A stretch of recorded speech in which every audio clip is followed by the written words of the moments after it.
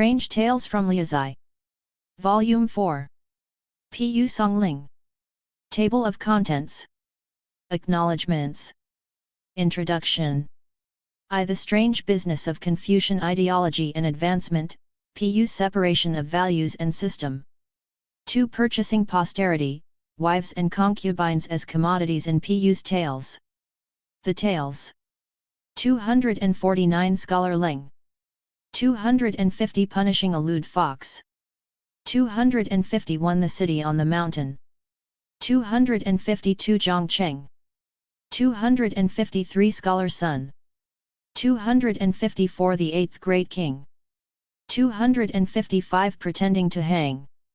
256 Luoziu. 257 Lu Xing.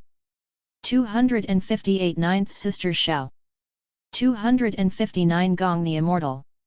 260 Younger Brother Shang. 261 The Zaiho Ki from Yishui. 262 The May Girl. 263 Zaiho Ki Guo. 264 The Dead Monk. 265 A Ying 1279. 266 The Orange Tree. 267 The Red Writing. 268 Niu Cheng Zhang. 269 Qingyi. 270 The Oracle Mirror. 271 The Cattle Plague. 272 Uncle Jin. 273 The Magistrate of Zitong. 274 The Ghost's Saliva. 275 Island of the Immortals. 276 Dying in the Service of the Hell King. 277 The Crazy Deist. 278 Fourth Daughter Hu. 279 The Monk's Magic. 280 The Allotted Lifespan. 281 Scholar Lu. 282 The Miscarriage of Justice. 283 The Ghost's Recitations. 284 Empress Zhen. 285 Huan Niang. 286 Aishiu.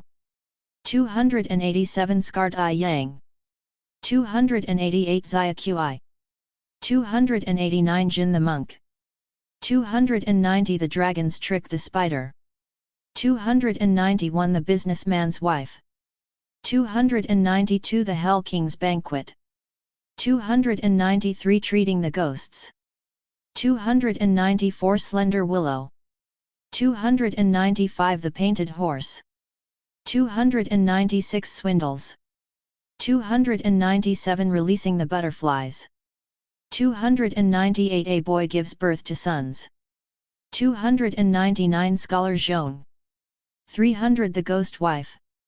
301 General Huang. 302 The Statesman Who Served 3 Emperors. 303 The Healing Art. 304 The Lao Stalks Up. 305 Dreaming of Wolves. 306 Glowing in the Dark. 307 Summer Snow. 308 Becoming a Boy. 309 The Warrior Bird. 310 The Geese. 311 The Elephant. 312 Carrying a Corpse. 313 The Purple Lotus Buddhist. 314 Joke Chang. 315 Chang'e. 316 Zhu Liru. 317 Scholar Chu. 318 The Outlaw's Lair. 319 A Certain Yi. 320 The Huo Daughter. 321 The Certifier of Literary Trends. 322 The Ugly Fox. 323 Lu Wubing. 324 The Witch's Money Prophecy. 325 Yaoan. 326 Cai Weng. 327 Kui Meng. 328 Solving a Case with Poetry. 329 The Deer with the Grass in Their Mouths. 330 The Tiny Coffins. Works cited. Introduction. The Strange Business of Confucian Ideology and Advancement, Pu Separation of Values and System. From the Tang family examination study halls in the Pingshan neighborhood of Hong Kong, to the study centers in the heart of the Confucian tradition, Confucius's Shandong province hometown of Khufu, ample physical evidence remains today of the pervasive bureaucratic legacy of the imperial civil service examination system. This system was established quite simply as a method of identifying individuals who were qualified for public service as government officials by having them demonstrate intellectual talent, rather than assigning such positions according to pre-existing status or wealth. It was conceived to help shape a scholarly meritocracy, but inevitably became as rigidly regulated and standardized, and often corrupted, as any other bureaucracy. Children as young as age 5 would begin learning simple texts before proceeding under the guidance of a tutor to memorize the Confucian classics, as well as selected commentaries on them. These core texts included the 5 classics, supposedly edited by Confucius himself, the Book of Changes, the Book of Odes, the Book of Rites, the Book of History, and the Spring and Autumn Annals, and the 4 books, the Analects of Confucius, the Mencius, the Doctrine of the Mean, and the Great Learning. Following such training, the scholar was ready to begin attempting examinations at the district/county, provincial, and national levels, each exponentially more difficult than the exams preceding it. The essay examinations began with the candidate being provided a phrase from one of the Confucian source texts, which the candidate would have to finish by completing from memory the entire passage containing the phrase. From there, the examination posed questions on philosophy, history, government theory, and the theory of poetry, Rainey 149. Responding in part perhaps to his own repeated failure to pass the examination at the provincial level, 1 Pu Songling, 1640–1715, celebrates those scholars who defy examination protocols but inevitably succeed despite doing so, as in the tale of Scholar Leng, Lang Sheng, nicknamed the Laughing Scholar, whose laughter during examinations is found so indecorous by the Provincial Education Commissioner that he removes Leng's name from the list of successful scholars despite the excellence of his writing. Indeed, 2 of the 10 infractions which could disqualify an examination from qualifying were either talking during the exam, or humming, Miyazaki 28, which a candidate might unconsciously do when composing the poetry portion of an exam, while thinking of its metrics. Sons who showed any kind of early intellectual aptitude faced great pressure from their families to become scholarly overachievers and to perform well within the civil service qualification structures, since it was one of the few ways in which a family might aspire to material success within a culture otherwise dedicated largely to subsistence farming. Hence the family of Scholar Kui, which repeatedly found itself in financial straits in The Painted Horse, Huama, typifies the hopes riding on a talented son to escape poverty. This placed incredible pressures on those sons who had no family resources to draw upon during their years of preparing for the examinations. The impoverished title character of Scholar Chu, Chu Sheng, has to restructure his day to increase the efficiency of his learning. Thus, if I work up until midnight, I can do in 2 days what it takes other students 3 days to do. Chu is so poor that he's eventually forced to make and sell torches fashioned from hemp plants and sulfur, just to make enough to pay his elderly tutor. In time, Chen, a fellow scholar and beneficiary of Chu's assistance and advocacy, learns that Chu is a ghost, having apparently died at some point during his arduous studies, and Pu praises him in one of his frequent narrative postscripts. Though Scholar Chu didn't have a mortal body to use to repay his teacher, he employed his spirit to help his friend, with a will so powerful that it crossed from one world to another too. Pu Songling often creates correlations like this between the strange elements in his tales and the positive exemplars of Confucian values among his scholar characters. That's clearly because he doesn't believe there should be any distinction between the theory and practice of the lessons in the Confucian source texts, whether they involve protecting the interests of the common people, or dealing diplomatically with individuals who are no longer mortal. Such equanimity and consistency of response is modeled in the Great Plan from the Book of History, for example, which outlines 5 areas of conduct. Demeanor entails respectfulness, speech reason, seeing clarity, hearing impartiality, and thinking perceptiveness. In turn, respectfulness leads to earnestness, reason to order, clarity to wisdom, impartiality to sound judgment and perceptiveness to sagacity. 121, 123.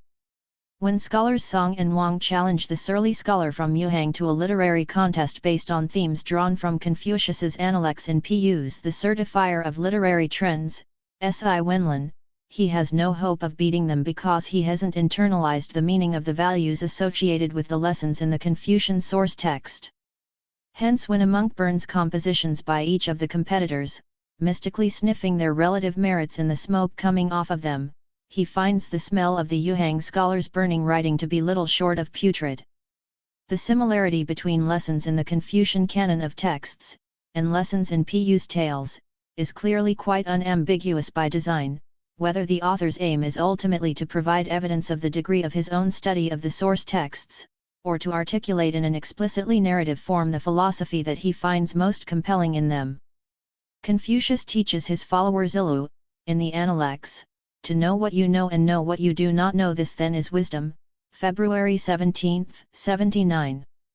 Scholar Feng, in The Eighth Great King, Ba De Wang, only slightly varies this lesson by expressing it interrogatively to the title character, who indulges too often in drinking. If you've come to such an understanding of yourself, why don't you change your ways? Confucian thinkers believe a responsible individual continually reflects upon, and reshapes, his or her life as a whole, and by virtue of this capacity, one is also capable of assessing and redefining one's relation to the social order. Shun 193. Perhaps to encourage positive change, Pu seems to prefer making the relationship between studious contemplation and right action explicit and immediate in his stories, occasionally even drawing explicitly on characters and teachings from the Confucian canon. Take Zilu, the strong right arm among Confucius's followers, who is by turns the object of the master's criticism, for being unreflective, or his praise, for being loyal. The Analects record Confucius as claiming that if he ever had to make his escape on the high seas by raft, the person most likely to accompany him would be the impetuous man of action, Zilu. With Zilu, his boldness certainly exceeds mine, but he brings nothing with him from which to build the raft. May 7, 96.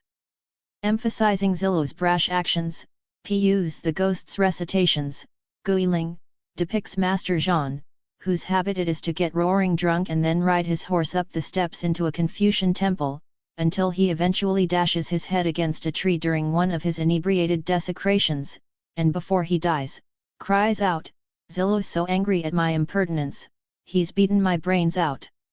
Zhan knew the legacy of Zilu from having studied the Confucian texts, but he had learned nothing from the mistakes made by Confucius's well-meaning but impetuous follower.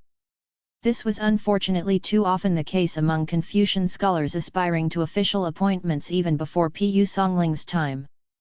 By the 16th century, the problem of corruption among public officials had become endemic, and the scholar gentry, who should have been the presumed exemplars of Confucian values, not only had strayed from Confucian social ethics, but by illegal as well as immoral means, fraud, deceit, and threats, the gentry sought to acquire buildings, farmland, and other forms of property.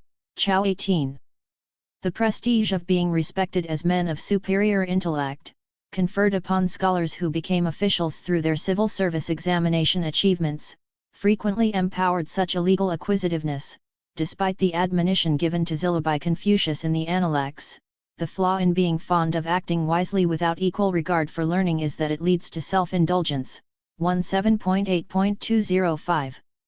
At the conclusion of the Zaihoki from Yishui Zaihoki, Pu inveighs against scholars who only pretend to be refined, and whose real concern, however, is that they become rich as nobles. Hence in The Crazy Daoist, Dian Daoran, a more than human scholar named Yin Wenping reproachfully mocks the formerly impoverished scholar Zhou, who begins insisting on riding in the luxury of a sedan chair wherever he goes once his fortunes changed thanks to his success in the civil service examinations. The compliment to greed among the unscrupulous officials in Pu's tales is usually cruelty or callousness, and this, too, is directly addressed in Confucian literature.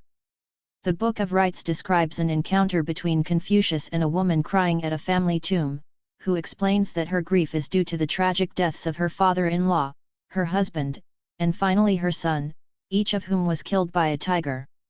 When Confucius asks her why they didn't move from such a place, she explains that they faced no tyranny or oppression there, leading the master to comment to his followers, "Remember that harsh government is fiercer than the tiger." 63. A man was considered worthy of the power of an official's position if he could combine a sense of altruism, a willingness to think of others before himself, while resisting the temptations of wealth and position. Such a person could choose death over life if life is found unworthy of living, or if a value worthy of being preserved is in conflict with life and is found larger than life. Cheng 135. Pu's negative exemplars are inevitably punished for their unworthiness and abuse of office, whether through public humiliation like the imperial censor who falls for a confidence scheme because he covets the court connections that a phony princess offers him and swindles, Jezza, or military commissioner Hong Cheng-zhou, in The Statesman Who Served Three Emperors, Sanche Yuanlao, who's forced to acknowledge the fact that he traitorously betrayed the trust of the Ming emperor he once served. Or through less obvious means that are often triggered by judgments made against them in the underworld or by supernatural agents in the mundane world. Due to Magistrate Bai Jia's dealings with shady individuals in Dreaming of Wolves, Meng Lang, his honest and respected father, receives warnings in a dream about his son's self-destructive behavior. His son, however, doesn't change his ways after hearing about them, and is eventually beheaded by bandits who desire not to rob him, but to express the anger of the people over the wrongs you've done. The tales, then, provide Pu with an instrument for denying the perception that the imperial civil service examination system is the most meaningful way for an individual to demonstrate knowledge of Confucian values, while illustrating Pu's advocacy of those very values. The central concept of filial piety, xiao, while discussed explicitly in the context of the family by Confucius and considered primarily in terms of its implications for rulers, culturally also extended beyond the family, and Pu Songling's treatment of filial piety always serves as reinforcement, complement, or contrast with other personal qualities he assigns his characters. In Pu's more culturally encompassing sense of the term, the Confucian concept of xiao is taken to include one's duties to others as well as to parents, hence reflecting Buddhist belief in the essential equality of all living creatures, and in the karmic justice that seeks retribution for misdeeds while rewarding good deeds with good fortune, or with release from misfortune. Mencius/Menzi, the zealous advocate of Confucian tradition whose own words were recorded and eventually revered as one of the 4 books of Confucian wisdom, dictates a 3-year period of mourning for parents, as earlier advocated by Confucius, with mourning dress made of rough hemp and the eating of nothing but porridge. 105.3 This dedication to one's parents sets a high standard for an individual's corresponding obligation to all other people. The hierarchical and mutually dependent exercise of filial piety at a national level is modeled in the classic of Filial Piety, in which Confucius discusses filial piety as it is to be practiced in descending order by the emperor, son of heaven, the king/prince, high officials, low officials, and finally by the common people, culminating in a comprehensive set of 4 principles for the common people that are replicated in their own ways at each of the ascending levels. They make use of climatic changes of the 4 seasons. They know well the advantages and disadvantages of different soils so as to use them properly. They act with caution, they practice economy in spending so as to provide for the needs and comforts of their parents. 9,11. Thus national harmony and prosperity can be achieved if each citizen practices filial piety as a paradigm of prudent regard for family, for resources, and for one's obligations to the nation. Pu often focuses on the relationship between a filial son and his mother, in order to increase the poignancy of his filial scholar's self-sacrifice. Huo Huan, in Qingyi, is such a devoted son that he wanders the mountains to find the ingredients for a fish soup that his decrepit mother can't stop thinking about, searching until his feet are so blistered he's unable to walk further. The title character in Scholar Zhong Sheng, is so filial that he refuses to take the civil service examination despite a prescient deist informing him that if he doesn't take it now, he'll never pass it. Once that same deist informs him that if he takes the exam, he'll never see his mother alive again. The mighty Kui Meng, who challenged the strong and advocated for the weak, never worried about avoiding others' reproaches or grudges, is nevertheless asked by his mother not to engage in righting others' wrongs and making trouble for himself. Even when he becomes infuriated with the cruelty of wicked men, or the greed of corrupt officials, because he was a filial son, the arrival of his mother would put an end to his rage, and he faithfully obeys her requests until her death. Each of these filial sons is eventually rewarded by powers outside the mundane world for the sincerity of his service to his mother and, ultimately, to others. It's not at all inconsistent for Pu Songling to treat Confucian philosophy with such veneration while also exhibiting analogous respect for Buddhism and Daoism. The three systems often intersect in values, particularly in terms of public behavior, for the symbolic realm of ritual was multivalent and could be expanded without much change in the performative structure. Chao 36. Since each system promotes principles that revere peace and self-awareness, Pu sees no contradiction in respecting each for its potential benefits to contemplative individuals. In this he shares the position of his contemporary, Tang Zhen, 1630–1704, a middlebrow Confucian, who never advanced through the state system of Confucian scholarship, and who separated ideology in the abstract from political practice. His bitter disillusionment with contemporary Confucianism and with what he perceived as China's abhorrent despotism didn't lead him to create a false correlation between his unhappiness with the reality of Confucian ideals and their ultimate validity. Seung 206–7, Point 4. Daoist and Buddhist monks, and supernatural entities, often function in the stories as catalysts for self-reflection or change within Pu's scholar characters. In Zaiho Ki Guo, Guo Zaiho Ki, a group of playful nature spirits disguise themselves as Confucian scholars in order to tease scholar Guo into relaxing and drinking some wine with them. What a stuffy pedant you are, prompting him to enjoy himself with them and to reveal a talent for mimicry. Wang Mian, a talented, top-scoring scholar in Island of the Immortals, Xianren Dao, is also unbearably arrogant until broken of his habit of criticizing and rebuking others by his encounter with a Daoist immortal. It is precisely Pu Songling's homogeneous respect for philosophies and belief systems that makes his engagement with the supernatural and the inexplicable so intriguing. The characters in his stories exist at the intersection of quotidian reality and ideological potentiality, typical in their humanity but exceptional in their individual behaviors, and thus their interactions with the strange often reveal to us what is both best and worst in ourselves. Notes 1. See Volume 1, The Mystery of the Disappearing Artist, Pu Songling's voice and persona in the stories, XIXXII. For an account of Pu's own examination experiences, see especially pages 15–16. 2. Yet a scholar's impoverished background isn't necessarily a predictor of how he will handle the perquisites that accompany success in the examination process. Scholar Mu, in The Ugly Fox, Zhou Hu, is a penniless scholar like Kui and Chu, and like Chu, he receives help from a supernatural source. A good deed by Mu is rewarded by a female fox, but as Mu and his wife begin to prosper, their triumphs breed greediness which eventually undercuts their previous success. But Mu's response is also not all that surprising, given that the pressure to achieve was ingrained early in young men, hence 15 was the age at which one was usually expected to pass the county level of the civil service examination. So when Pu has Gao Fan, in Zhongcheng, pass it at the precocious age of 14, wealthy families consequently began contending to offer him their daughters for marriage since he shows excellent promise.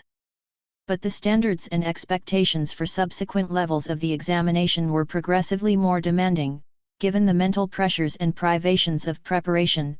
Critics of the system argued that to pass the provincial level, for example, a man needed the spiritual strength of a dragon horse, the physique of a donkey, the insensitivity of a wood louse, and the endurance of a camel. Miyazaki 57. 3. Interestingly enough, Mencius/Menzi also proposes a scenario which suggests how funereal ritual originated. Despite public practice of disposing of the dead by throwing them into a gully, at some point, there was theoretically a son who witnessed a parent's corpse being eaten by foxes and sucked by flies and gnats. A cold sweat exuded from the brows of the son, who looked away, unable to bear the sight. Probably he went home to fetch basket and spade for the burial. 125.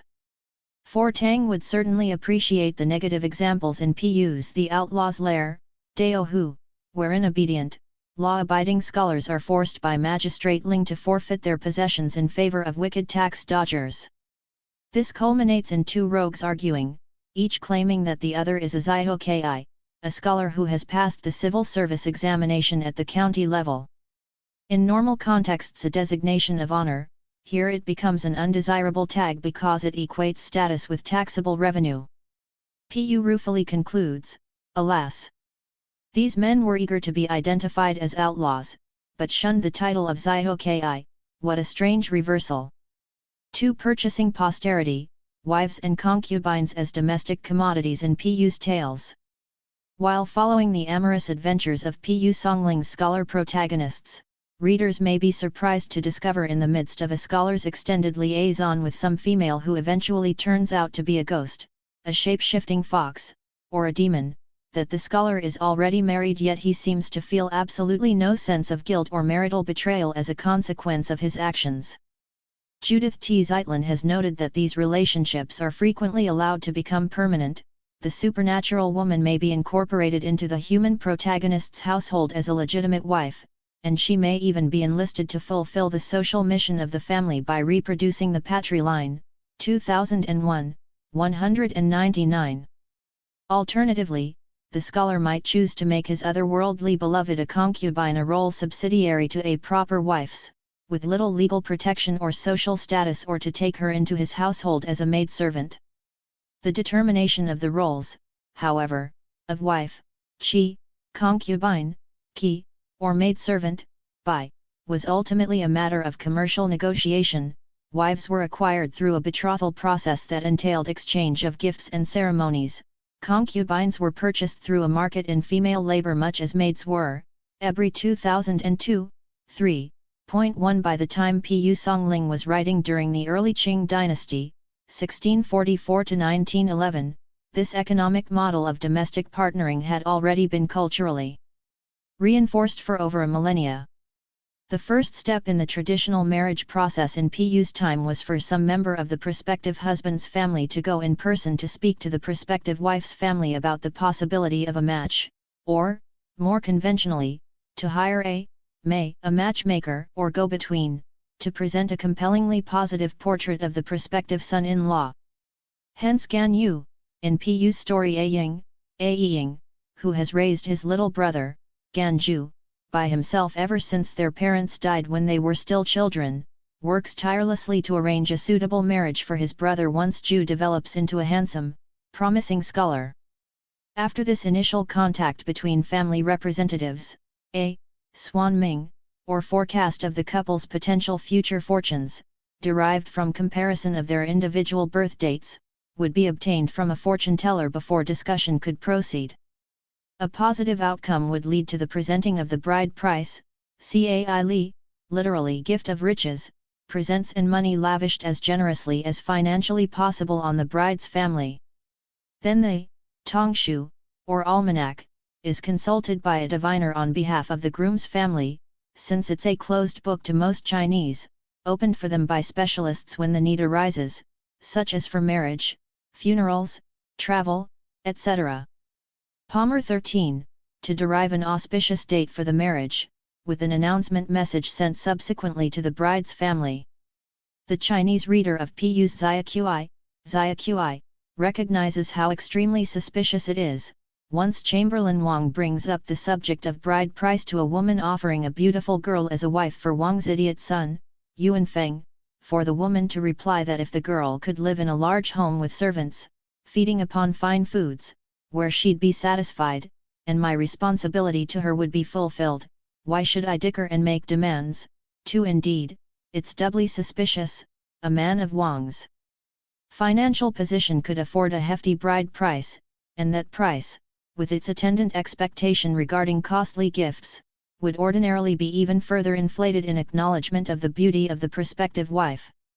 This marriage proposal also deviates from the norm in that there were any number of reasons for parents to try to marry their children to families of approximately equal social status, while concubines, on the other hand, could be selected from an inferior social class. Wealthy, influential families tried to avoid the appearance of needing to purchase a spouse for a child through the presentation of bridal gifts, or of a dowry which the bride would take with her as she moved into her husband's home. Regardless of status, no family would want to risk losing face by marrying into a family of inferior social status, though everyone recognized marriage as a chance to secure interfamilial connections that would be advantageous or prestigious for both sides, and the bride's family could rest assured that their daughter would be able to adjust readily to her new environment. In terms of the mutual expectations of bride and in-laws, Man 12. An analogously suspicious offer appears in Empress Zhen. Zhenhe Lu Zongkin's mother adores his lovely intended bride, Chen Xixiang, so she discusses a marriage proposal with Xixiang's maidservant mother, who doesn't ask for any kind of engagement gift, but simply waited there until they held the wedding ceremony, and then left. Xixiang's supernatural nature is subsequently revealed when Lu begins to question how he could acquire such a beauty so inexpensively. The actual cost of obtaining a wife, then, varies widely from story to story in strange tales from Liaozhai. Wang Mian, in Island of the Immortals, Xianren Dao, offers his son 20 gold taels to purchase yourself a wife, while the fee and its negotiations are much more complex in the Huo daughter, Huo Nu. The story's title character repeatedly exploits her desirability as a commodity, bankrupting two affluent men who are unworthy of her before attaching herself, free of charge, to Huang, an impoverished scholar who can't possibly afford her or the quality of life to which she's become accustomed. While the bride price ordinarily functions as a sort of market value commentary on the prospective wife, such commodification becomes considerably more explicit in transactions to acquire concubines. Patricia Ebry has described body price, the purchase price for a concubine, as a hybrid between advanced wages and a bride price. 1986, 10. For the concubine's function was explicitly to serve as a subordinate to the primary wife in a household, while performing the sexual labor of conceiving a male heir for the man who purchased her. Unable herself to produce an heir, the title character of the Huo daughter exploits her sexual marketability by convincing Huang to let her sell herself to a merchant's son for 800 taels, so Huang can later pay for a concubine who can produce a son for him. 3. The author himself was not unfamiliar with concubinage, as Pu Pan, Pu Songling's father, had two concubines, surnamed Sun and Li, Chong and Chong 114, whom he acquired out of concern that his wife had produced no male children. In time, Pu Pan had 5 sons, their births occurring when he was already in his 40s. The female hierarchy within a household was unambiguous. Principal responsibility for domestic management of servants and household supplies fell to the first wife. A wife was essential for the orderly operation of a large household, since men were not called upon to take charge of the kitchen or the loom, and the duties of a wife in an elite household, if taken seriously, were taxing and time-consuming. KO 180. When the title character in Slender Willow, 11 Lu, marries into the family of Scholar Gao, she manages all of the household matters, including business accounts.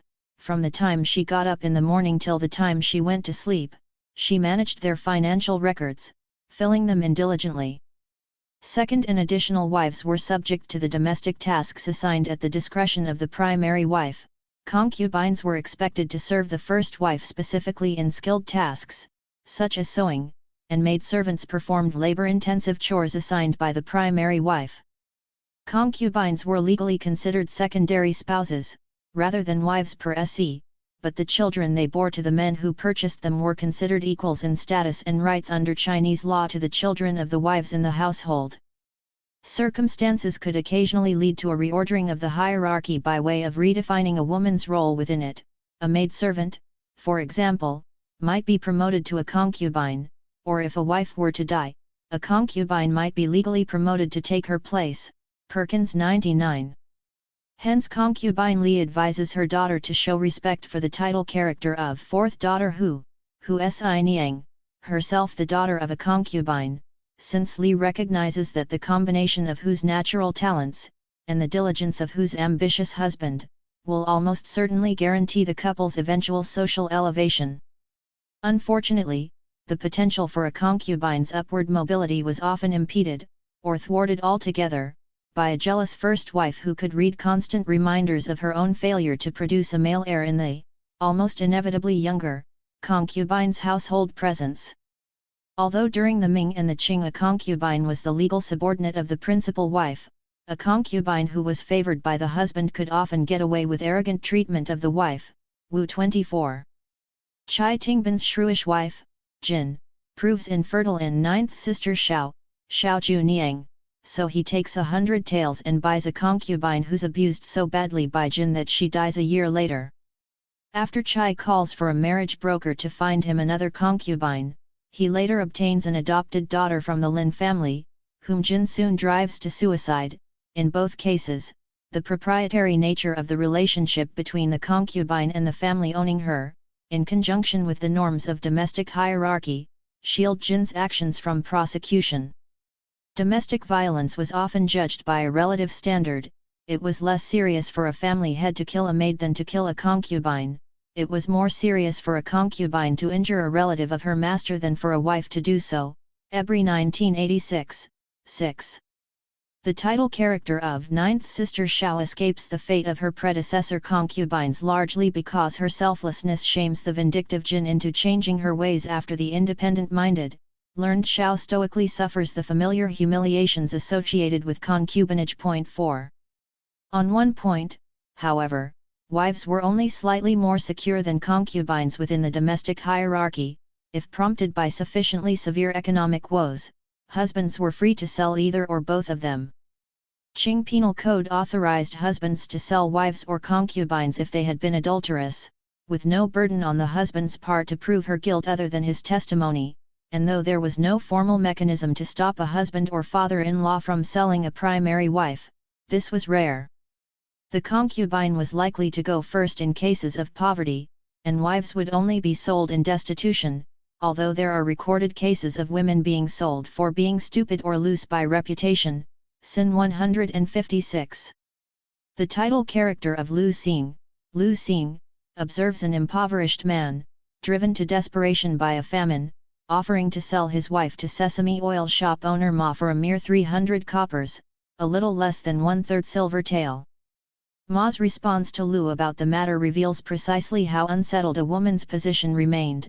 Even once she was sold into a household, what's in it for me to buy her? If the price is low enough, I can sell her in turn, otherwise, he should just stop trying.